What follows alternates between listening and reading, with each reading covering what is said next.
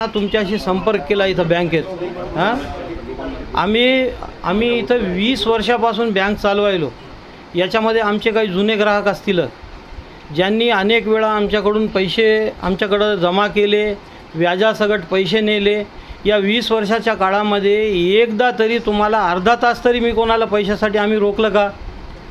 मग आता हे बाहेर काही लोकांचे म्हणजे चुकीचे कामं व्हायलेत, मग त्याची सजा तुम्ही आम्हाला देता का? आम्ही एकदा तरी तुम्हाला रोकलं का? ते नवीन संस्था होते, आम्ही 20 वर्षापासून चालवायलो, नियमित चालवायलो आणि तुम्हाला आजपर्यंत प्रत्येक वेळेस वेळेवर पैसे दिले।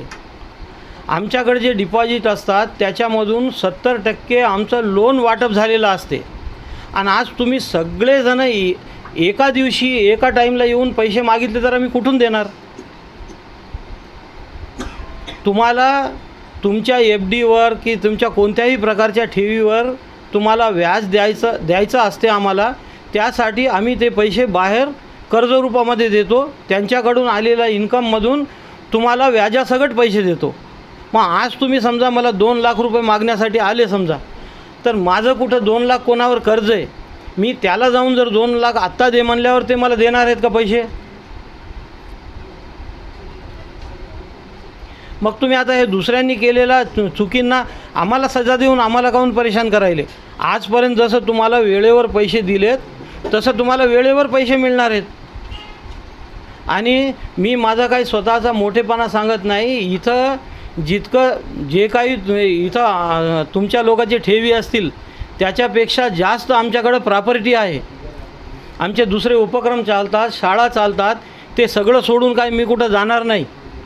आणि तुम्ही हे आम्हाला असं एका दिवशी येऊन पैसे मागल्याशिवाय तुम्ही हे आमचा चक्का चालू दिला, तुम्ही असं सगळे येऊन गडबड करणार तर एकदा कोणी पैसे देऊ शकत नाही। कर्जदाराचे पैसे काय आम्हाला एका दिवशी वापस येणार नाही।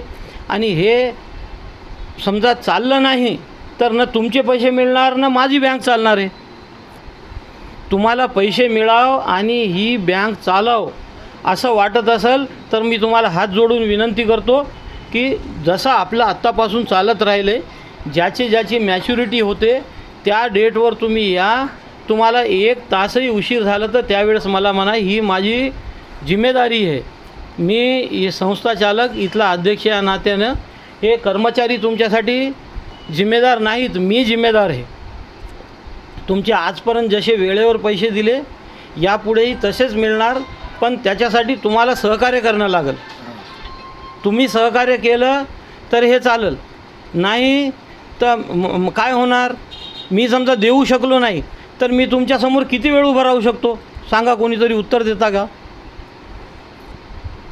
तुम्ही सर्वांनी एकदा पैसे समजा मला मागायसाठी आले तर मी पैसे द्यावं कुठून याचं उत्तर तुमच्यापैकी कोणीतरी द्या, मग मी तसं करतो। किंवा मागच्या 15-20 वर्षाच्या काळामध्ये कधी कोणाला पैसे देताना आम्ही उशीर केलं का? तुम्हाला नाही म्हणलो का? दुसऱ्या दिवशी या म्हणलो का? असं एखादं उदाहरण असेल तर तुम्ही ते सांगा।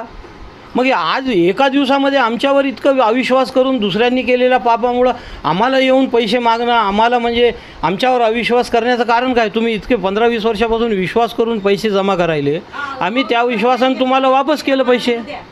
काय करायले? आमची जुनी बँक आहे। चुकवलं असेल आजपर्यंत, आमचं काय चुकलं असेल, आम्ही कोणाला नाही म्हणलं असेल तर तुम्ही सांगा। मी बाहेर वाटप केलेले पैसे कुठून आणू आता तुम्ही सगळेजण एकदा म्हणल्यावर? आहे ना, मी म्हणायलो ना, इथं जितक्या डिपॉझिट आहे त्याच्यापेक्षा जास्त आमची प्रॉपर्टी आहे हे म्हणणं। आणि तुम्ही तुमचा पैसा मागायला आले याच्यामध्ये काही गैर नाही, ते बिलकुल मी मान्य करतो। पण तुम्ही एक परिस्थिती ओळखा की आपण पैसे बाहेर वाटप केलेले असतात, ते काय आपल्याला एका दिवसात येणार नाही आहे। हां, तर तुमचं टाईम, तुमची बांडचं किंवा जे काय असेल त्याचं टाईम झाल्यावर या, तुम्हाला 1 मिनिटही मी उशीर करणार नाही। ही इतकी माझी विनंती आहे। हे बँक चांगली चालावी म्हणजे आपण सर्वांनी ही गोष्ट ऐकावी अशी मी आपल्याला विनंती करतो। आजपर्यंत जसे वेळेवर तुम्हाला पैसे दिले, एकदाही वापस केलं नाही, तसं यापुढेही केव्हाही वापस करणार नाही तुम्हाला। इतकी मी तुम्हाला सर्वांना ग्वाही देतो। माझ्या सर्व जिम्मेवारी आमच्यावर घेऊन तुम्हाला सांगायचं, मी जिम्मेदार आहे, मी देणार आहे तुम्हाला। तर माझी सर्वांनी विनंती मान्य करावी. तुम्हाला म्हणे हे होणार नाही असं आहे. पूर्णपणे गॅरंटी आमची. आम्ही सरकारी ऑफिसमध्ये गॅरंटी लिहून देतो की आमची या ठेवीच्या इतकी आमच्याकडे प्रॉपर्टी आहे, कोणी फिकर करू नका म्हणून.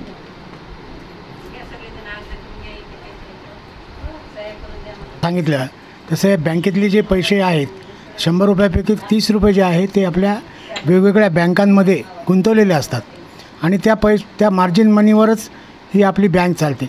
70 रुपये जे आहेत 100 रुपयातले ते लोनच्या स्वरूपात दिलेले असतात. आणि मी या प्रसंगी असं एक सांगू इच्छितो की ज्यांची जी तारीख आहे म्हणजे एफ डीची तारीख जी आहे त्या तारखेला त्यांना पैसे मिळतील.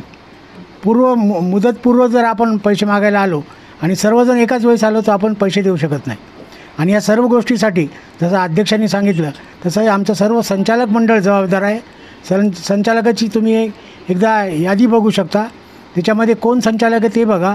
आणि या प्रसंगी हेच इतकं मी सांगतो की हे आपल्या कोणाही इसमाचा किंवा कोणाही ग्राहकाचा एक नवा पैसा बुडणार नाही याची आम्ही संचालक मंडळाच्या वतीनं ग्वाही देतो. धन्यवाद.